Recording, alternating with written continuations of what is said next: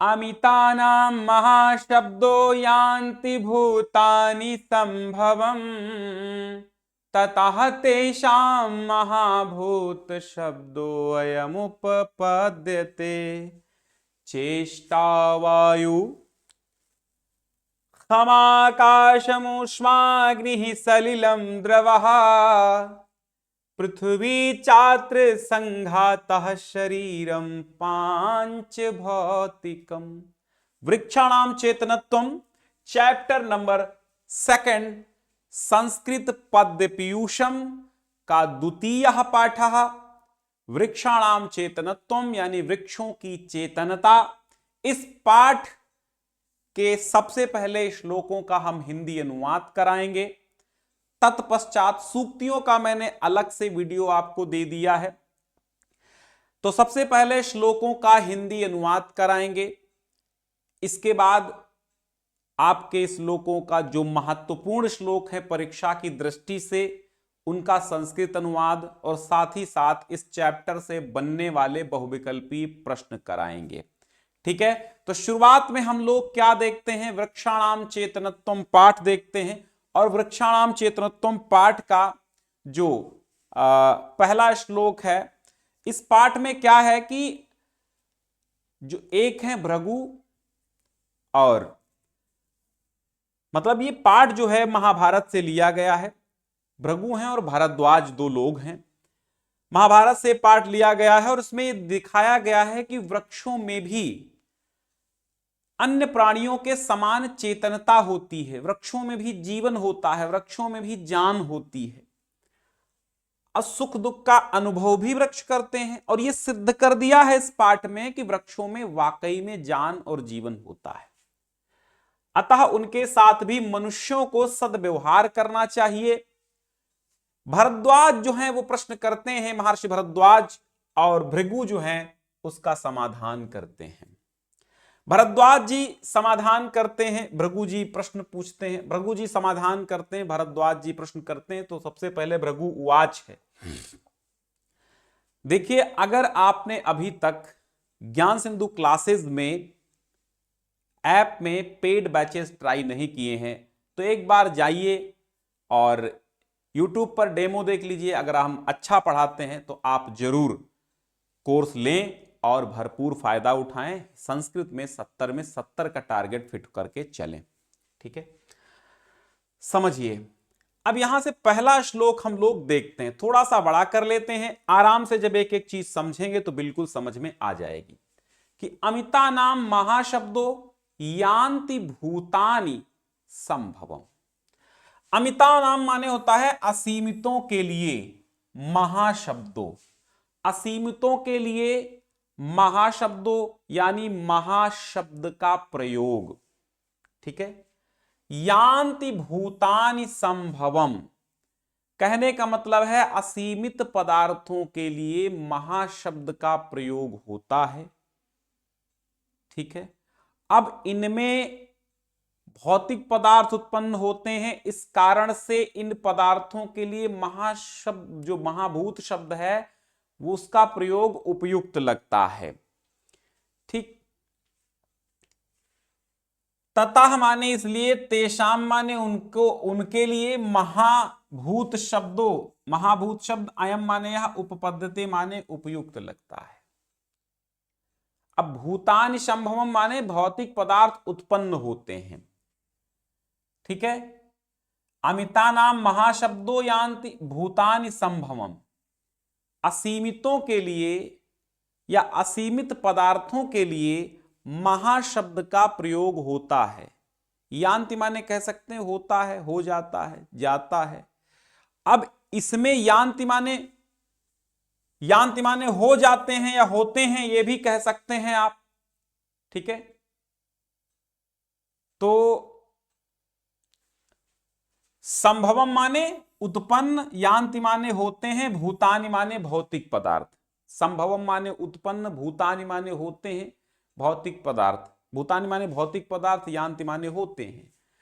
भूतानि संभवम यान्ति, भौतिक पदार्थ उत्पन्न होते हैं यान्ति माने होते हैं, संभवम माने उत्पन्न, भूतानि माने भौतिक पदार्थ, महाशब्दो माने महाशब्द, अमिता नाम माने असीमितों के लिए, ततः माने इसलिए, तेषाम माने उनके लिए, महाभूत शब्द, अयम माने यह, उपपद्यते माने उपयुक्त है। यानी अमिता नाम महाशब्दो यान्ति भूतानि संभवम, असीमितों के लिए महाशब्द का प्रयोग होता है और इनसे ही भौतिक पदार्थ उत्पन्न होते हैं। इसी कारण ततः तेषाम, इसलिए उनके लिए, ठीक है, ततः तेषाम, तेषाम माने इन पदार्थों के लिए या उनके लिए, ततः तेषाम इसलिए उनके लिए, महाभूत शब्द अयम माने यह, उपपद्यते माने उपयुक्त होता है। ठीक है, महाभूत शब्द अयम उपपद्यते, यह उपयुक्त लगता है। तो सबसे पहली बात यह जान लो कि महाभूत किसे कहा गया है। यहां पर वृक्षों को महाभूत कहा गया है। महाभूत शब्द किसके लिए कहा गया है? वृक्षों के लिए कहा गया है। चूंकि असीमित पदार्थों के लिए महाशब्द का प्रयोग होता है, इनसे भौतिक पदार्थ उत्पन्न होते हैं, इस कारण इन पदार्थों के लिए हम महाभूत शब्द का प्रयोग उपयुक्त लगता है। ठीक है, जो भी भौतिक पदार्थ उत्पन्न होते हैं तो महाभूत शब्द उनके लिए उपयुक्त होता है। ठीक है, फिर कहते हैं चेष्टा वायु, हां, खम आकाशम, चेष्टा, चेष्टा वायु खमाकाशम, ओष्माग्नि सलिलम द्रवः, पृथ्वी चात्र संघातः, शरीरम पांच भौतिकम, शरीरम पांच भौतिकम। कहते हैं, सबसे पहले ऐसे ही समझिए, ये लिया कहां से गया? आप जानते हैं महाभारत से लिया गया। संदर्भ लिखना होगा तो आप कैसे लिखेंगे? प्रस्तुत श्लोक महाभारत से संग्रहित है और वृक्षाणाम चेतनत्वम नामक शीर्षक से लिया गया है ना। ऐसे संदर्भ तो आप लिखना जानते हो, उसमें कुछ नहीं है। तो चेष्टा वायु खमाकाशम, अभी चेष्टा क्या होता है भैया? चेष्टा माने गति का होना, चेष्टा माने गति का होना, जान का होना, चलना फिरना, गति करना, ये होती चेष्टा। क्रिया का होना, चेष्टा का होना, ये होती चेष्टा। खम माने होता है खोखलापन, तो चेष्टा वायु, खम माने खोखलापन, आकाशम माने आकाश, ऊष्मा माने गर्मी, सलिलम माने जल, और द्रवः माने तरल पदार्थ। फिर देखिए संघातः, संघातः का अर्थ होता है ठोस। संघातः का अर्थ क्या होता है? ठोसपन। पांच भौतिकम माने पांच भौतिक तत्वों से बना है। पांच भौतिकम माने पांच भौतिक तत्वों से बना है। हाँ ठीक है, एक बार शेयर कर दीजिए भैया, थोड़ा सा एक बार शेयर कर दीजिए तो ज्यादा अच्छा रहेगा, है ना। अगर शेयर आप नहीं करेंगे तो लोग जुड़ेंगे कैसे भाई? बच्चे जुड़ नहीं पाते, जान नहीं पाते हैं। ठीक है, तो समझिए यहां भृगु जी कहते हैं, क्या कहते हैं? भृगुवाच, ध्यान रखना, भृगु जी कहते हैं, पहले भृगु जी ने कहा कि असीमितों के लिए महाशब्द, असीमितों के लिए महाशब्द का प्रयोग होता है। यान्ति भूतानि संभवम, और इनसे भौतिक पदार्थ उत्पन्न होते हैं, इसलिए इन भौतिक पदार्थों के लिए महाभूत शब्द यह उपयुक्त लगता है। फिर कहा कि चेष्टा वायु, जो गति है, चेष्टा है गतिशीलता, वायु वायु, खम माने खोखलापन, आकाशम, ऊष्मा माने तापमान, ताप या गर्मी, अग्नि है, सलिलम माने जल, द्रवा माने द्रव है। ठीक है, तो अब कहने का मतलब क्या है कि जो इस शरीर में गति का होना वायु है, खोखलापन आकाश है और गर्मी अग्नि का रूप है। इसी तरह जैसे रक्त आदि लाल पदार्थ ये सब पानी है, ठोसपन पृथ्वी का भाग है। तो इस समूह से निर्मित ये शरीर जो है पांच महाभूत पांच तत्वों से बना है। ठीक है, शरीर कैसे बना है? चेष्टा वायु, जो चेष्टा है वायु है, यानी गति का होना वायु है। क्या है? गति का होना वायु है। इस शरीर में चेष्टा वायु, गति का होना वायु है, खम खोखलापन आकाश तत्व है, ऊष्मा अग्नि तत्व है, जो तापमान है अग्नि तत्व है, रक्तादि जो सलिलम, जो रक्तादि जल है वो द्रव है, मतलब जो द्रव है, द्रव माने द्रव पदार्थ है, रक्त आदि पानी जो हमारे शरीर में द्रव पदार्थ है वो सब जल है। पृथ्वी चा अत्र, चा माने और, अत्र माने यहां, संघाता माने ठोसपन, जो भी संघाता यानी जो ठोसपन है वह पृथ्वी तत्व है। इस प्रकार शरीरम पांच भौतिकम, हमारा शरीर पांच भौतिक तत्वों से बना है। क्षिति जल पावक गगन समीरा, पंच तत्व यह बना शरीरा। तो चेष्टा वायु है, यानी कि हमारी गतिशीलता वायु तत्व की ओर इशारा करती है।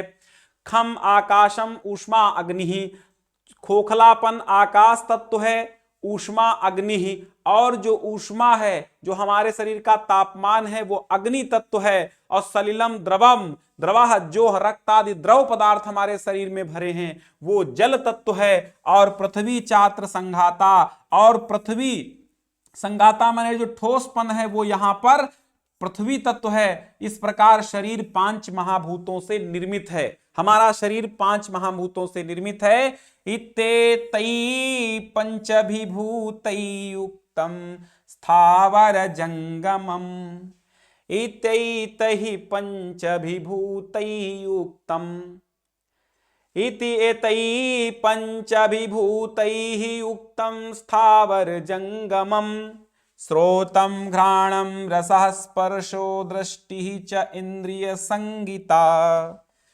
इत्येतैः पंचभिभूतैः युक्तं स्थावर जंगमम, श्रोतं घ्राणं रसः स्पर्शो दृष्टिः च इंद्रिय संगिता। क्या कहते हैं कि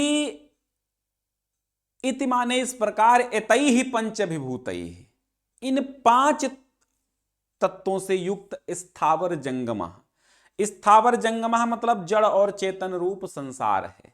इन पांचों महाभूतों से युक्त जड़ और चेतन रूप संसार है। इति माने इस प्रकार, एतैः माने इन, पंचभिभूतैः माने पंच महाभूतों से युक्त, स्थावर जंगमम, स्थावर माने जड़, जंगमम माने चेतन। तो जड़ और चेतन संसार, इन इस प्रकार इन पांच महाभूतों से युक्त जड़ और चेतन संसार है। श्रोतम माने कान, घ्राणम माने नासिका, रसः माने जीभ, स्पर्शो माने त्वचा, दृष्टि माने नजर, इंद्रिय संगिता इंद्रिय नाम वाले हैं।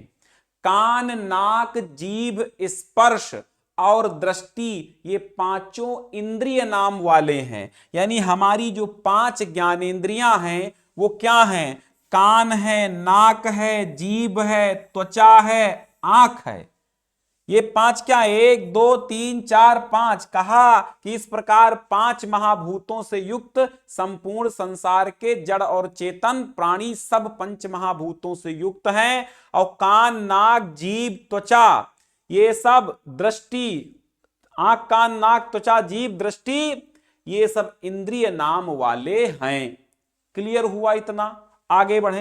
अब भारद्वाज जी कहते हैं, भारद्वाज जी कहते हैं भैया ये सवाल करते हैं तो उसका जवाब भृगु जी देते हैं। भारद्वाज क्या कहते हैं कि पंचभिः यदि भूतैः तु युक्ता स्थावर जंगमा, पंचभिः यदि भूतैः तु युक्ता स्थावर जंगमा, स्थावराणां न दृश्यन्ते शरीरे पंचधातवा, अनुष्माणाम् अशेष्टानां घनानां चैव तत्त्वतः, वृक्षाणां न उपलभ्यन्ते शरीरे पंचधातवः, न शृण्वन्ति न पश्यन्ति न गन्धरससेविनः, न च स्पर्शः विजानन्ति ते कथं पांचभौतिका। कि पंचभिः यदि भूतैः तु युक्ताः स्थावर जंगमाः, स्थावराणां न दृश्यन्ते शरीरे पंचधातवा।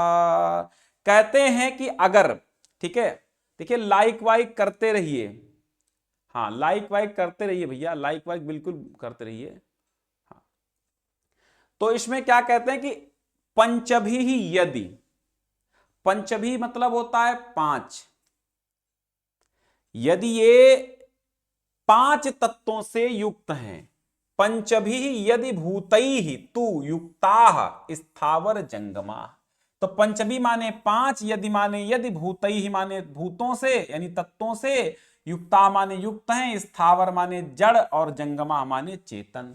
कहते हैं भरद्वाज, अब काटते हुए कहते हैं भरद्वाज उनकी बात कि कहते हैं आप कहते हैं कि 5 तत्वों से निर्मित है, तो बतावा जरा कि यदि ये जड़ और चेतन 5 तत्वों से युक्त होते हैं तो स्थावराणाम यानी कि वृक्षों में न दृश्यन्ते नहीं दिखाई देते हैं, शरीरे माने शरीर में, पंच माने 5, धातव माने तत्व। तो वृक्षों के शरीर में 5 तत्व दिखाई नहीं देते, अथा वृक्षों में चेतना नहीं है। कहते हैं यदि जड़, आपने कहा कि जड़ और चेतन सब 5 तत्वों से युक्त होते हैं, तो भाई बताओ यदि जड़ और चेतन 5 तत्वों से युक्त होते हैं तो वृक्षों के शरीर में 5 तत्व क्यों नहीं दिखाई देते हैं? इसलिए वृक्षों में चेतनता नहीं है। फिर क्या कहते हैं, पहला सवाल ये ठोकते हैं कि भाई बताइए, आप कहते हैं 5 तत्व वृक्षों में होते हैं, लेकिन हमको दिखाओ भाई, ये स्थावर हैं, जड़ हैं वृक्ष, इसमें कहां 5 तत्व होते हैं? तो अनुष्माणा अचेष्टा नाम घना नाम चैव तत्वतः और वृक्षाणाम न उपलभ्यन्ते शरीरे पंचधातवा। हाँ, भारद्वाज कहते हैं अनुष्माणा ऊष्मा रहित यानी ताप रहित। क्या कहते हैं? अनुष्माणा, कहते हैं अनुष्माणा ऊष्मा रहित, अचेष्टा नाम चेष्टा रहित। अनुष्माणा ऊष्मा रहित, अचेष्टा नाम चेष्टा रहित, घना नाम चैव, और क्या कहते हैं कि घना नाम चैव तत्वतः, और ठोस रूप वृक्षों के शरीर में तत्वतः माने वास्तविक रूप से विद्यमान रहता है। तो वृक्षाणाम माने वृक्षों में, ना माने नहीं, उपलभ्यन्ते माने उपलब्ध होते हैं, शरीरे माने शरीर में, पंच माने 5, धात्वा माने तत्व। तो इस प्रकार वृक्षों के शरीर में 5 तत्व उपलब्ध नहीं होते हैं, ऊष्मा रहित, चेष्टा रहित, ठीक, और ठोस रूप ही उनमें तत्वतः होता है, यानी वास्तविक रूप में उनमें ठोस रूप ही होता है। तो 5 तत्व वृक्षों में नहीं पाए जाते हैं, ऐसा भारद्वाज ने कहा दूसरे श्लोक में कि अनुष्माणा अचेष्टा नाम घना नाम चैव तत्वतः। अनुष्माणा फिर से समझ लो, ऊष्मा रहित यानी जिनके गर्मी भी नहीं है, अचेष्टा नाम जिनके पास चेष्टा यानी गति नहीं है, घना नाम माने ठोसपन, चा एव, चा माने और, एव माने ही, तत्वतः माने तत्व रूप में या वास्तविक रूप में, तत्व रूप में वास्तविक रूप में। तो कहते हैं कि चेष्टा रहित, ऊष्मा रहित, उनमें ठोस रूप ही, ठोस तत्व ही वास्तविक रूप में उपलब्ध होता है, ठीक है। चा माने और, एव माने ही, घना नाम माने ठोसपन, ठोसपन ही है तत्व रूप में, उनमें केवल ठोसपन ही है। इस प्रकार वृक्षों में, वृक्षों के शरीर में 5 धातवः अर्थात पंच महाभूत या 5 तत्व उपलब्ध नहीं होते। फिर कहते हैं कि आपने कहा कि 5 ज्ञानेंद्रियां होती हैं स्थावर जंगम जड़ और चेतन सब में, तो चलो चेतन में तो माना कि भाई चेतन जितने प्राणी हैं उनमें होती हैं 5 ज्ञानेंद्रियां, आंख कान नाक त्वचा जीभ, लेकिन वृक्षों में कहां? फिर वो दागते हैं अगला सवाल कि न श्रृण्वन्ति, न सुनते हैं, न पश्यन्ति, न देखते हैं, न गंधरस सेविनः, और न गंधरस का सेवन करते हैं। क्या कहा कि भाई देखिए ये वृक्ष जंगमों की तरह ना तो सुनते हैं न देखते हैं और गंध और रस का सेवन भी नहीं करते हैं। न च स्पर्श, न स्पर्श बीजानंत माने जानते हैं, न स्पर्श का ही कुछ ज्ञान है। ते माने वे सब, कथम माने किस प्रकार, पांच भौतिका माने पंच भूत वाले हैं, अर्थात पंच भौतिक तत्व वाले हैं। कहते हैं ये वृक्ष, भाई ये वृक्ष चर प्राणियों की तरह न तो सुनते हैं न देखते हैं और न गंध रस का पान करते हैं। अब फिर भी 5 भूतों से बने कैसे हो सकते हैं, है ना? कथम माने कैसे, पांच भौतिकम माने पांच तत्वों से निर्मित, ते माने वे सब, विजानंति माने जान पाते हैं, ना माने नहीं, स्पर्शम माने स्पर्श।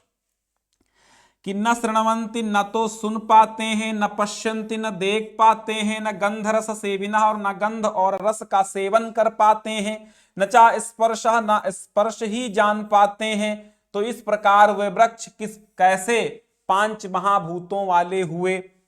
अब देखो फिर क्या कहा कि अद्रवत्वात्, न अनग्नित्वात्, अभूमित्वात्, अवायुतः।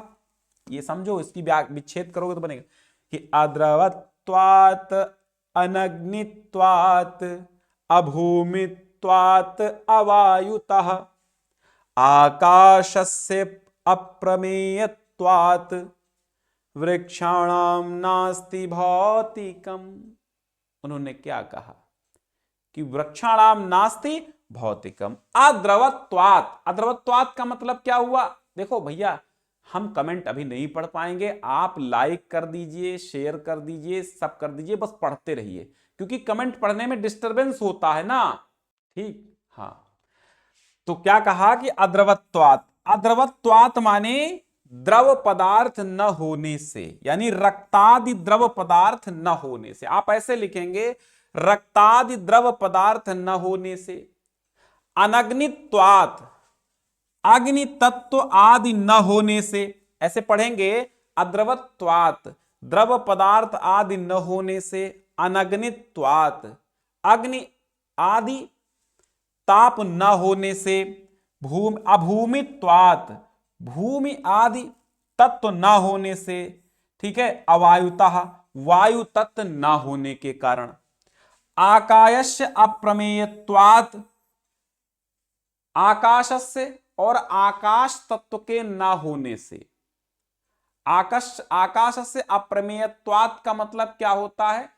आकाश के ज्ञात न होने से। अप्रमेय माने जिसकी कोई माप न हो, तो ज्ञेयत तो कह सकते हैं। आकाश तत्व का ज्ञान न होने से या माप न होने से। आकाश से अप्रमेयत्वात्, आकाश तत्व का ज्ञेयत्व न होने से। ज्ञेयत्व लिखेंगे, क्यों लिखेंगे? ज्ञेयत्व माने होता है ज्ञान, ठीक है, जानकारी। तो आकाश से अप्रमेयत्वात्, आकाश का अप्रमेय होने से, यानी आकाश जो है वो प्रमेय नहीं है, जिसको मापा नहीं गया है, यानी आकाश तत्व भी उनमें मापा नहीं गया है, यानी ज्ञेयत्व न होने से। ऐसे पढ़ेंगे, आकाश तत्व का भी ज्ञेयत्व न होने से। वृक्षाणाम नास्ति भौतिकम, वृक्षाणाम माने वृक्षों, वृक्ष जो है वो नास्ति माने नहीं है, भौतिकम माने भौतिक पदार्थों से बने हुए, पंच महाभूतों से निर्मित नहीं है, पंच महाभूतों से नहीं बना।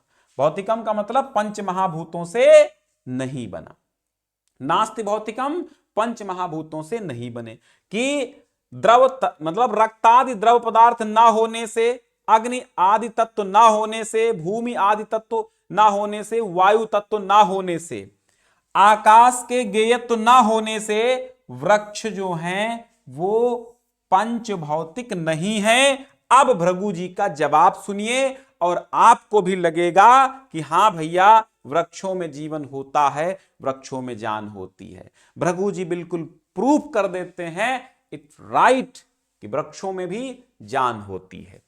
भृगु जी क्या कहते हैं सुनिए। भारद्वाज जी ने तो कह दिया कि वो निर्जीव है, लेकिन भृगु जी भी देखिए उनको जिंदा करते हैं कि घनानामपि वृक्षाणाम आकाशो अस्ति न संशयः, तेषां पुष्प फल व्यक्ति नित्यं समुपाद्यते, ऊष्मतो म्लायते पर्णं त्वक् फलं पुष्पमेव चा, म्लायते शीर्यते चापि स्पर्शः, तेन अत्र तेनात्र विद्यते, वायवग्नि अशनि निर्घोषैः फलं पुष्पं विशीर्यते, श्रोत्रेण गृह्यते शब्दः, तस्मात् श्रृण्वन्ति पादपा। क्या देखिए, समझिए कि घना नाम अपि वृक्षाणाम आकाशो अस्ति।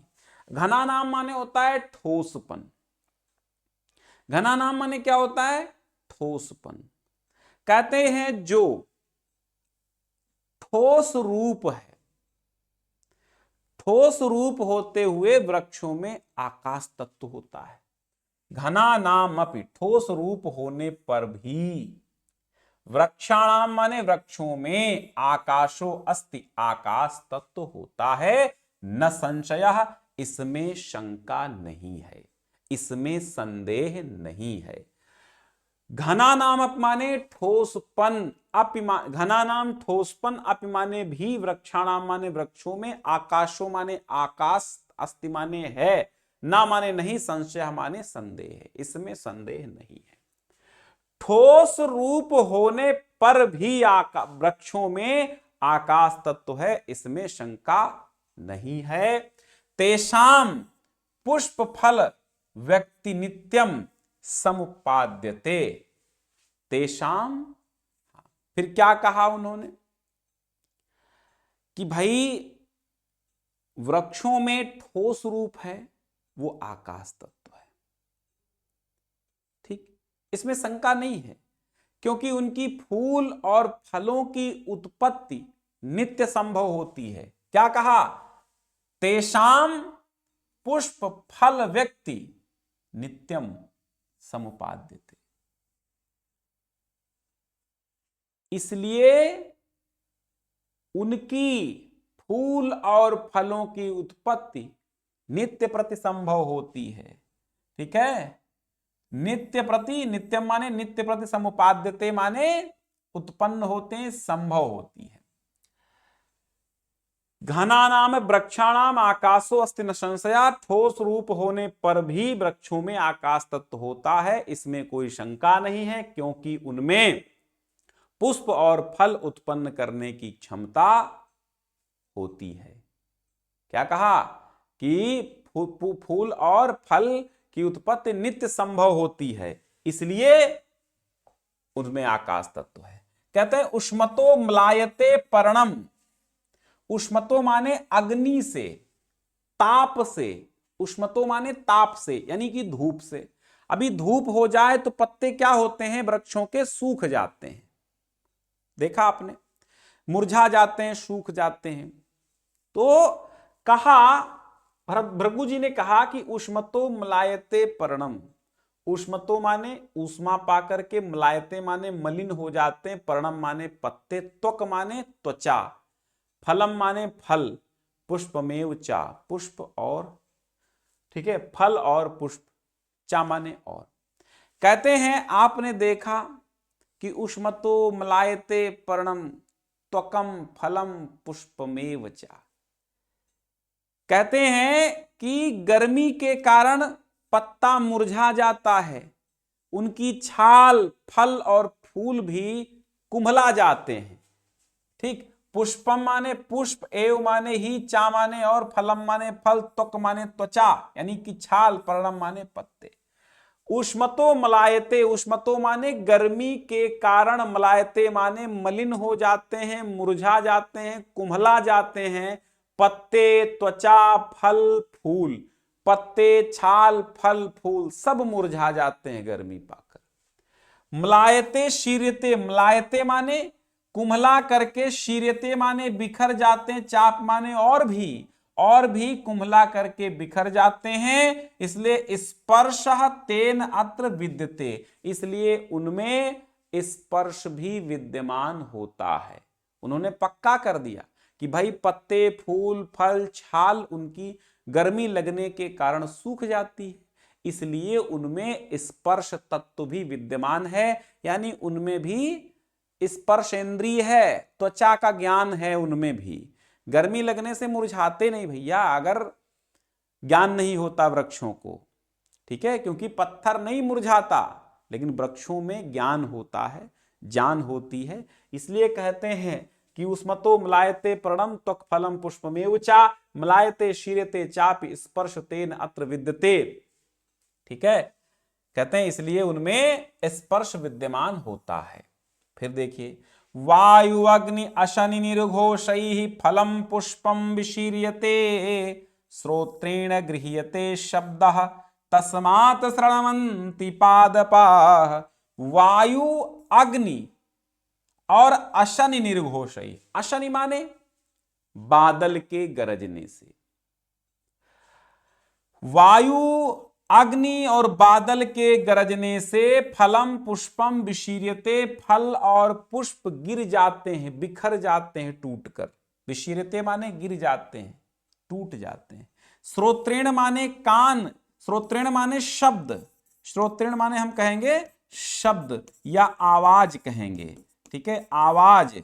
गृह्यते ग्रहण करते हैं, शब्दः, ठीक है। श्रोत्रेण माने, हाँ सुनिए, श्रोत्रेण माने कानों से, गृह्यते माने ग्रहण करते हैं, शब्दः माने शब्द, शब्दः माने शब्द या आवाज, शब्दः माने शब्द या आवाज, गृह्यते माने ग्रहण करते हैं, श्रोत्रेण माने कानों के द्वारा, कानों के द्वारा शब्द ग्रहण करते हैं। तस्मात् माने इसलिए, श्रृण्वन्ति माने सुनते हैं, पादपाः माने वृक्ष या पेड़ पौधे, इसलिए पेड़ पौधे सुनते भी हैं। तो यहां पर भी एक क्या कर दिया, प्रूफ दे दिया कि भैया उनमें सुनने की भी शक्ति होती है, कि वायु अग्नि अशनि निर्घोषई फलम पुष्पम विशीर्यते श्रोत्रेण गृह्यते शब्दा तस्मात् शृण्वन्ति पादपाः। क्योंकि वायु, अग्नि और बादल के गरजने से, वायु चलने से, अग्नि के कारण फल पुष्प विशीर्यते, उनके फल और पुष्प सूख कर गिर जाते हैं, गिर जाते हैं वृक्षों से।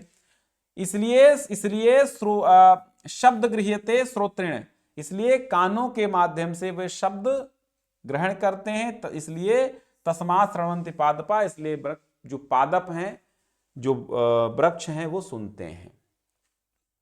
फिर कहते हैं कि बल्ली वेष्टयते वृक्षं सर्वतः चैव गच्छति, न हि अदृष्टेश्च मार्गो अस्ति, न ही अदृष्टेश्च मार्गो अस्ति तस्मात् पश्यन्ति पादपाः। कहते हैं वृक्ष देखते भी हैं।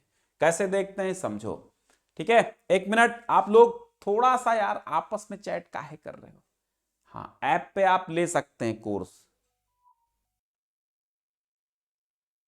तो वल्ली का मतलब होता है बेल लता, वल्ली का मतलब क्या होता है, बेल अथवा लता। वेष्टयते माने लपेट लेते, वेष्टयते माने लपेट लेती है। वल्ली माने बेल, वेष्टयते माने लपेट लेती है। वृक्षम माने वृक्ष को, सर्वतः माने चारों ओर से, गच्छति माने चली जाती है। बात समझ में आ रही है? तो ना माने नहीं लिखा है, न ही अदृष्टेश्च, अदृष्टेश माने दृष्टिहीन के लिए कोई मार्ग नहीं होता है। अदृष्टेश का मतलब होता है दृष्टिहीन का, अदृष्टे माने दृष्टिहीन का। तो अदृष्टेश्च मार्गो अस्ति, नहीं, क्योंकि दृष्टिहीन के लिए मार्ग नहीं होता है। तस्मात् माने इसलिए, पश्यन्त माने देखते हैं, पादपा माने पेड़ पौधे। क्या कहते हैं इसमें? महर्षि भृगु जी क्या कहते हैं कि वृक्ष देखते भी हैं। इसकी सिद्धि कैसे करते? कहते हैं बेल वृक्षों को लपेट लेती है और चारों ओर फैल जाती है। अब दृष्टिहीन पदार्थों का कोई मार्ग नहीं होता, इस कारण यह सिद्ध होता है कि वृक्ष देखते हैं। जैसे यदि किसी छोटे से पौधे को अंधेरे में रख दिया जाए तो वो टेढ़ा हो जाता है। वो खिड़की की ओर अगर देखेगा तो वो प्रकाश की ओर देखेगा और प्रकाश की ओर ही टेढ़ा हो जाता है। तो अगर उसको दिखाई नहीं देता है तो भैया वो प्रकाश की ओर क्यों ही जाता है, वो दिखाई देता है उसको। हाँ, तो बात समझ में आई कि वल्ली वेष्टयते वृक्षम सर्वता चैव गच्छति। वल्ली माने बेललता, वेष्टयते माने लपेट लेती है, सर्वता माने चारों ओर से, गच्छति माने लपेट कर चली जाती है, आगे बढ़ जाती है। ठीक है, चारों ओर फैल जाती, गच्छति माने चली जाती है, यानी चारों ओर फैल जाती है। तो न ही अदृष्टेश्च मार्गो अस्ति, और दृष्टिहीन पदार्थों का कोई मार्ग नहीं है, दृष्टिहीन पदार्थों का कोई मार्ग नहीं होता है। तस्मात् पश्यन्ति पादपाः, इसलिए पेड़ पौधे भी देखते हैं। अगर दिखाई नहीं देता है तो आपकी वो लौकी का पौधा आपके दीवार के माध्यम से छत पे ही क्यों चढ़ता है? अगर दिखाई नहीं देता है तो एक डंडा वहां पर लगा दो जहां पर आपने ककड़ी का पौधा लगाया है, और वो जाकर के उसी डंडे में लिपट जाएगा। तस्मात् पश्यन्ति पादपाः। ठीक है। पुण्य अपुण्यैः तथा गंधैः धूपैः च विविधैः अपि अरोगाः पुष्पिताः सन्ति तस्मात् जिघ्रन्ति पादपाः। आप देखिए कहते हैं कि पुण्य अपुण्यैः तथा, पुण्य और पाप की तरह, पुण्य और पाप, पुण्य अपुण्यैः, पुण्य और अपुण्य से, पुण्य और अपुण्य से, तथा गंधैः धूपैः च विविधैः अपि, और विविध प्रकार से भी, गंध और धूप से, अनेक प्रकार से गंधों और धूपों से। अरोगाह माने रोग रहित होकर, पुष्पिताह माने पुष्पित, संति माने होते, संति माने हैं, पुष्पिता माने पुष्पित होते, संति माने हैं, तस्मात् माने इसलिए, जिग्रंति माने सूंघते हैं, पादपाह माने पेड़ पौधे, पादप भी सूंघते हैं, वृक्ष भी सूंघते हैं। कहते हैं कि पुण्य अपुण्य अपुण्यई तथा गंध धूपैस्ता विविधै अपि, पुण्य और अपुण्य से, गंध और धूप से, विविध प्रकार से, अरोगाह रोग रहित होकर, पुष्पिता माने पुष्पित होते हैं, फूलते फलते हैं, तस्मात् माने इसलिए, जिग्रंथ माने सूंघते हैं, पादपा माने पेड़ पौधे। अब पुण्य अपुण्य का मतलब क्या होता है? पवित्र वायु और अपवित्र वायु, विषैली वायु और नॉन विषैली वायु, यानी अविषैली वायु और विष रहित वायु। तो पुण्य अपुण्य का मतलब यही है। पुण्य क्या कहेंगे? पुण्य माने पवित्र कहेंगे, पाप मतलब पुण्य, और अपुण्य माने पाप, यानी कि पुण्य और पाप। तथा गंधई धूपई, गंध और धूप, विविधई अपि विविध प्रकार से, विविध प्रकार से, अरोगा रोग रहित होकर, पुष्पिता माने पुष्पित होते हैं, संति माने होते हैं, संति माने हैं, तस्मात् माने इसलिए, जिग्रंथि माने सूंघते हैं, पादपा माने पादप, इसलिए पादप सूंघते भी हैं। ठीक है। फिर देखिए, पादैहि सलिल पानाच व्याधीनां चापि दर्शनात् व्याधि प्रतिक्रियत्वाच्च विद्यते रसनम द्रुमे। क्या कहते हैं कि पादैहि सलिल पानाच, यानी कि पैरों के द्वारा, जड़ों के द्वारा जलपान करने से, व्याधि नाप चाप दर्शनात्, व्याधि नाम माने होता है रोगों का उपचार होने के कारण। ठीक है। व्याधि प्रतिक्रिया माने उपचार, व्याधियों का उपचार होने के कारण। विद्यते रसनम द्रुमे, रसनम माने होता है जीभ, तो पेड़ों में क्या होती है? जीभ भी होती है। बात समझ में आ रही हो तो एक बार लाइक कर दीजिए भैया। लाइक करने किस लिए बोलते हैं? ताकि और बच्चों तक ये वीडियो पहुंच जाए और बहुत सारे बच्चे इसका लाभ उठा पाए, है ना। तो क्या कहा, कहां थे हम? हाँ, कि पादैहि सलिल पानात चा, पादैहि माने होता है जड़ों के द्वारा, सलिल माने होता है जल, पानात माने पीने से, जड़ों के द्वारा जल पीने से, पादैहि सलिल पानात, हाँ, जड़ों के द्वारा जल पीने से। व्याधि नाम माने रोगों का, चा माने और, अप माने भी, दर्शनात् माने देखने से, और रोगों के दिखाई पड़ने से, दर्शनात् माने दिखाई देने से, दर्शनात् माने दिखाई देने से। पादैहि सलिल पानात्, जड़ों से जलपान करने से, और व्याधि नाप चाप दर्शनात्, और रोगों के दिखाई देने से। व्याधि प्रतिक्रियत्वात् चा, चा माने और, व्याधि माने रोगों के, प्रतिक्रियत्वात् का मतलब क्या होता है? उपचार होने के कारण। प्रतिक्रियत्वात् माने उपचार होने के कारण, रोगों के उपचार होने के कारण।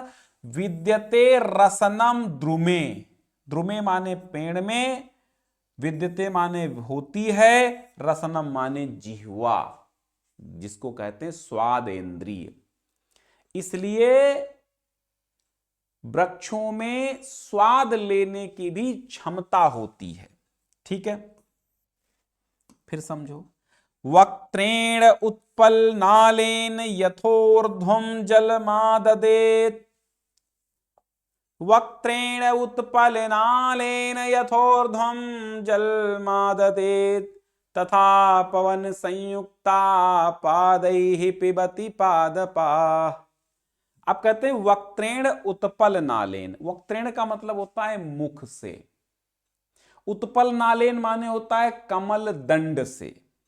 ठीक है, कहते हैं कि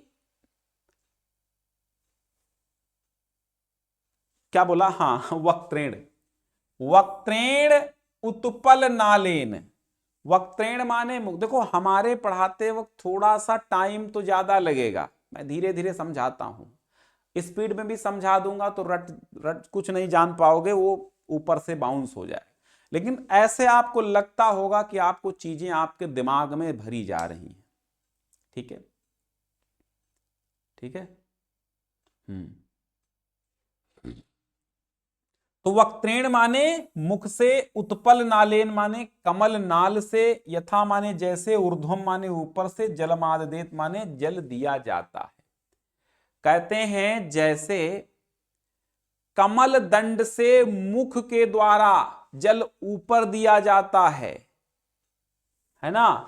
फिर क्या है, तथा पवन संयुक्ता पादैहि पिबति पादता, उसी प्रकार पवन संयुक्ता अर्थात वायु से युक्त पेड़, पादैहि माने जड़ों से, पिबत माने पानी पीते हैं, इसलिए पादपा, इसलिए पादप कहलाते हैं।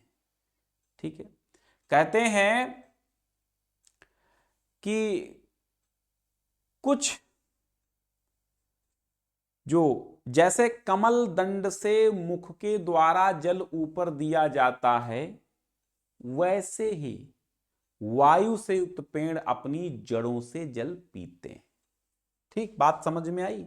इतना ध्यान रखना कि वक्त्रेण उत्पल नालेन, वक्त्रेण माने मुख से, उत्पल नालेन कमल दंड से, कमल नाल से, यथा माने जैसे, ऊर्ध्वम माने ऊपर, जलम माने जल, आद्यत माने दिया जाता है, तथा माने वैसे ही, पवन संयुक्ता पादई पिबति पादपाह, उसी प्रकार वायु से संयुक्त पादप पैरों से जल पीते हैं।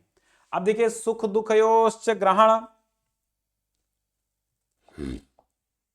सुख दुखयोश्च ग्रहण छिन्नस्य च विरोहणात्, जीवम पश्यामि वृक्षाणाम चैतन्यम न विद्यते।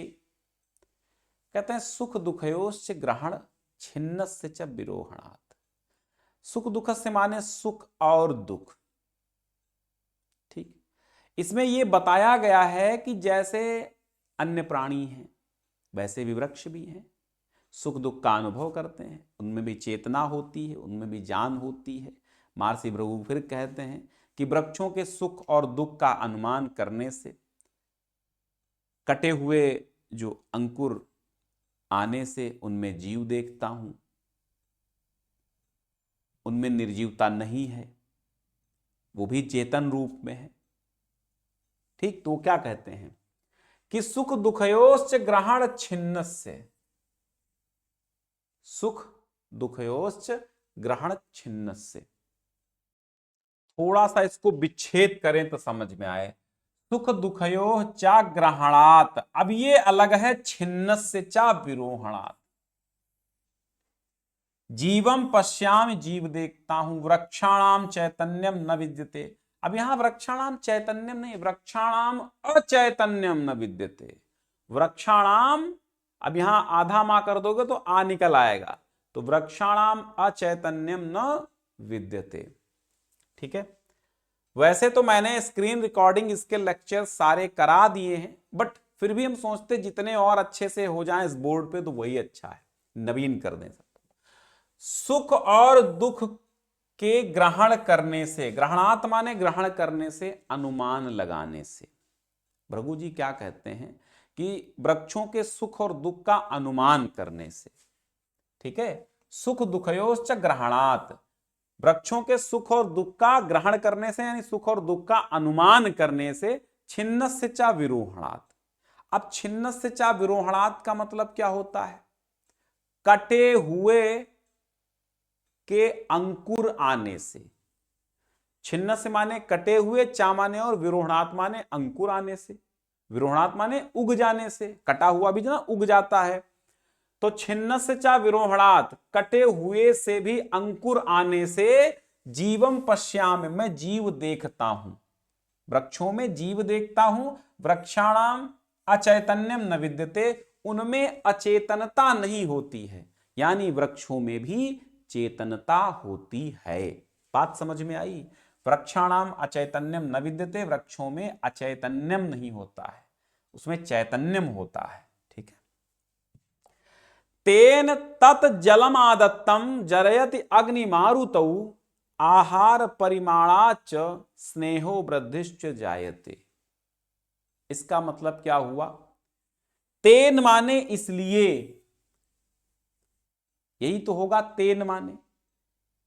तेन आदत्तम जलम, तेन तत् जलम आदत्तम, तेन तत् जलम आजत्तम।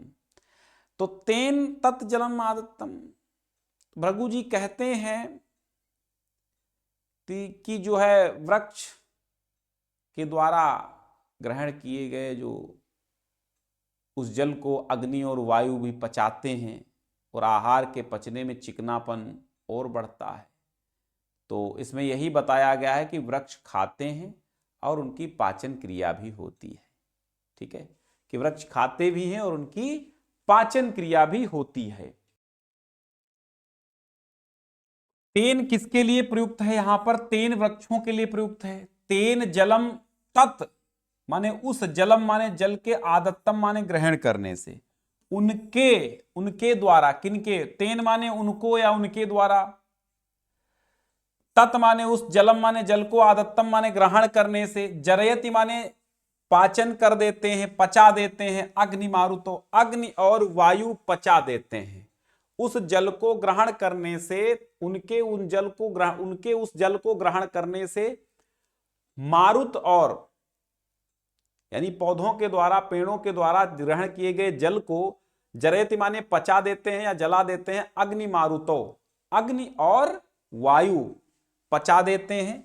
आहार परिणामात च, आहार परिणामात च मतलब, और आहार परिणाम से स्नेहो वृद्धि च जायते, चा माने और, आहार परिणाम से अर्थात भोजन के पचने से उनमें स्नेह और वृद्धि, जायते माने उत्पन्न हो जाती है, उसमें स्नेह और वृद्धि बढ़ जाती है। एतेषाम माने इसलिए, सर्ववृक्षाणाम छेदनम नैव कारेत, इसलिए सभी वृक्षों का, सभी वृक्षों को नहीं कटवाना चाहिए। ठीक है, क्या कहा? इसलिए सभी वृक्षों को, इन सभी वृक्षों को नहीं कटवाना चाहिए। चतुर्मासे विशेषण बिना यज्ञादि कारणम, कहते हैं बिना यज्ञादि कारणम, बिना यज्ञ आदि के, बिना यज्ञादि कारण के, एतेषाम सर्व वृक्षाणाम, इन सभी वृक्षों को छेदनम नैव कारेत, नहीं कटवाना चाहिए। चतुर्मासे विशेषण, विशेष रूप से वर्षा के 4 मास में, वर्षा के 4 मासों में नहीं कटवाना चाहिए। बिना यज्ञादि कारण के इन सभी वृक्षों को नहीं कटवाना चाहिए। ठीक है, नहीं कटवाना चाहिए, और विशेष रूप से वर्षा ऋतु के 4 मासों में तो नहीं। कहते हैं एकेनापि सुवृक्षेण पुष्पितेन सुगंधिना, एकेनापि माने एक, एकेन अपि एक वृक्ष भी, एकेनापि माने एक ही, सुवृक्षेण माने सुंदर वृक्ष, पुष्पितेन माने पुष्पित होता, सुगंधिना माने सुगंध फैलाता है, वासितम वै वनम सर्वम सुपुत्रेण कुलम यथा, जिस प्रकार एक, यथा माने जैसे, सुपुत्रेण माने सुंदर पुत्र, कुलम माने परिवार को, सर्वम माने संपूर्ण, जैसे एक सुपुत्र से समस्त कुल सुगंधित होता है, यथा सर्वम कुलम सुपुत्रेण, जैसे एक सुपुत्र से संपूर्ण कुल, संपूर्ण परिवार, संपूर्ण वंश महकता है, उसी प्रकार एक सुंदर वृक्ष जो पुष्पित और जो पुष्पित, उसी प्रकार एक सुंदर पुष्पित वृक्ष से संपूर्ण जंगल सुगंधिना, उसकी एक सुंदर पुष्पित वृक्ष की सुगंध से संपूर्ण जंगल महक जाता है। ठीक है, जैसे एक सुपुत्र के कारण संपूर्ण कुल सुगंधित होता है, उसी प्रकार एक पुष्पित शुद्ध सुंदर वृक्ष के कारण संपूर्ण जंगल सुगंधित हो जाता है। तो ये आपके क्या बोलते हैं इनको, वृक्षाणाम चैतन्यत्वम पाठ के 18 श्लोकों का हिंदी अनुवाद मैंने करा दिया है। अब इसके आगे हम लोग क्या करेंगे, अब इसके बाद इसके आगे हम लोग करेंगे जो इनके मुख्य, सभी के संस्कृत अनुवाद नहीं याद करने, इनके मुख्य श्लोकों के संस्कृत अनुवाद के साथ साथ इनसे जो बनने वाले बहुविकल्पी होंगे। और सूक्तियों का मैंने अलग रूप से आपको वीडियो दे ही दिया है। ठीक है, तो कोई दिक्कत नहीं, कंप्लीट पाठ हो जाएगा।